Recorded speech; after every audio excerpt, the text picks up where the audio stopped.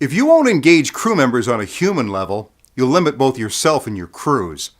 On this episode, 3 places to start to switch your focus from process to people.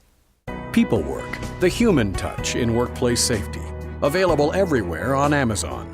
To learn more, go to kevburns.com/peoplework.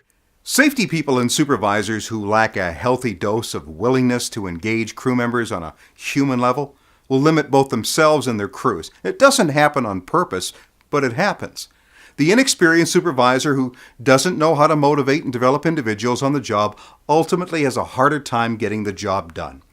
If there's no strategy to continuously improve employees, there's little chance of improving the organization as a whole, and that includes safety.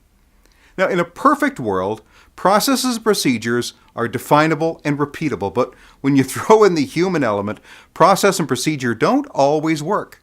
People are the most difficult variable to control, and it's therefore vital that the human element carries more weight in safety discussions, planning, and protocols.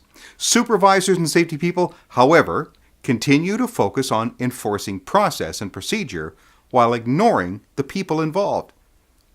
How do you as a supervisor or safety person begin to integrate the human factor? Well, here are the first 3 areas to set your sights. Number 1, stop viewing employees as replaceable cogs in a machine. Every crew member should be valued as a person first. Holding the job over their heads as a threat is no way to tell them that they're doing a good job.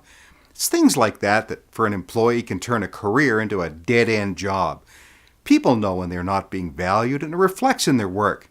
And if all you're trying to do is get a bunch of guys to achieve the bare minimum in safety, then you're focused on minimums, not potential.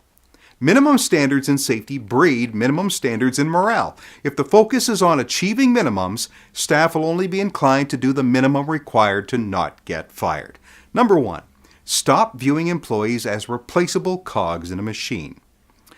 Number 2, make safety more about people and less about process. Now, while we accept that processes of safety are measured, the value that people bring to the job is not. But it should be. Safety, by and large, is designed to keep people safe. But how is it that people begin to feel like they matter when the focus of safety is about process? To value your people, each member of your crew should be appreciated for their unique contribution to the team. If you have a hard time appreciating people, you're likely in the wrong job. A company's safety standards and processes need to support people at the human level. I mean, after all, it's people that we're trying to protect.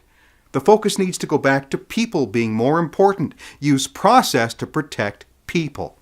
Make the safety of your people your primary focus. Number 2, make safety more about people and less about process. Number 3, genuinely appreciate your people for the good work they do. Now, the key word here is genuinely.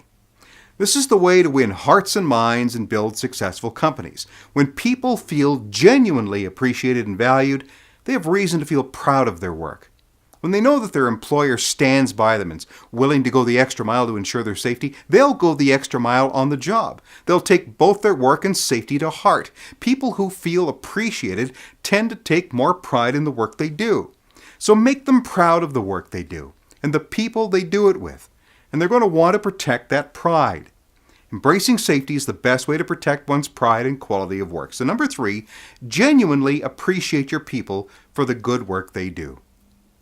A frontline supervisor who truly cares about his crew will work toward getting each crew member to buy into the safety program and a healthy lifestyle. That's where the foundation of a strong safety culture starts. A smart supervisor leads by example, talks things out, and initiates the kinds of conversations that positively influence employees to take safety to heart and mind.